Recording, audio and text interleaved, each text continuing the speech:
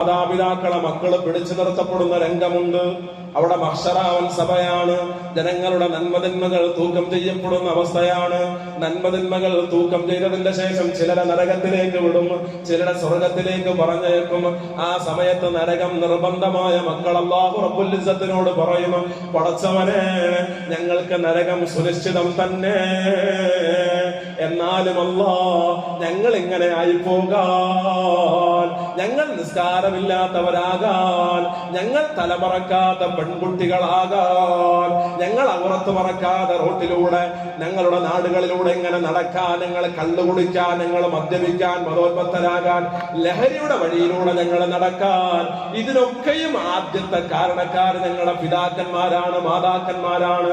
അതുകൊണ്ടല്ലോ അവരിന്ന് ഇവിടെ വന്നിട്ടുണ്ട് മഹ്ശറാവൻ സഭയിൽ. അവർക്ക് വലിയ ഇബാദത്തിന്റെ കനമുണ്ട്, അവർക്ക് വലിയ നിസ്കാരത്തിന്റെ പവറുണ്ട്, അവർക്ക് വലിയ നിസ്കാര തഴമ്പിന്റെ അടയാളങ്ങളുണ്ട്. എന്നാലും അല്ലാഹ്, നീ അവരെ ഇങ്ങോട്ട് ഞങ്ങൾക്ക് തരണേ. ഞങ്ങൾ നരകത്തിലേക്ക് പോകുന്നുവെങ്കിൽ അവരുടെ നെഞ്ചിലൊന്ന് ചവിട്ടിയിട്ട് പോകാൻ ഞങ്ങൾക്ക് അനുവാദം തരണേ അല്ലാഹ് എന്ന് മക്കള് മാതാപിതാക്കളെ പിടിച്ചു നിർത്തിയിട്ട് അവകാശപ്പെടും. ഞങ്ങളിങ്ങനെ എത്താൻ കാരണം അവരാണെന്ന് പറയും.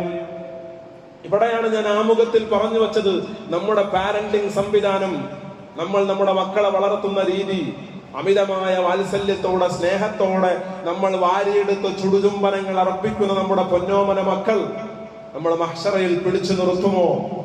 ആ ഒരു പേടി നമുക്കുണ്ടാകണം.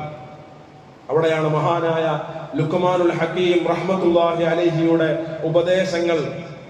ഏതൊരു പിതാവും ആലോചിക്കേണ്ടതാണ്. ഞാൻ എൻ്റെ കുട്ടിയോട് ഇന്ന് വരെ, ഈ സമയം വരെ, എൻ്റെ കുട്ടിയുടെ വയസ്സ് ചിലപ്പോൾ 20 ആയിരിക്കും, 30 ആയിരിക്കും, 40 ആയിരിക്കും. ഈ ഹദീസിൽ നിങ്ങളുടെ കാര്യം ശ്രദ്ധിച്ചോന്ന് എനിക്കറിയില്ല. അള്ളാന്റെ റസൂല് പറഞ്ഞു, 10 വയസ്സായാൽ നിങ്ങളുടെ കുട്ടിയെ നിസ്കരിക്കാത്തതിന്റെ പേരിൽ നിങ്ങൾ അടിക്കണം. 10 വയസ്സായാൽ. പക്ഷെ ആ പ്രായത്തിന് പരിധി പറഞ്ഞില്ല. 10ൽ തുടങ്ങണമെന്നാ പറഞ്ഞത്, എവിടെ അവസാനിപ്പിക്കണമെന്ന് പറഞ്ഞില്ല.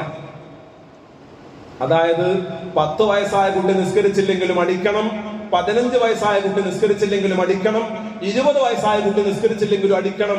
അതിന്റെ സംവിധാനത്തിലൂടെ മുൻപോട്ട് വരണം. 10 വയസ്സായ കുട്ടിയെ അടിച്ചിട്ടുണ്ടെങ്കിൽ പിന്നെ 20ൽ അടിക്കേണ്ടി വരില്ല. 10ൽ അടിക്കാത്തതാണ് പ്രശ്നം.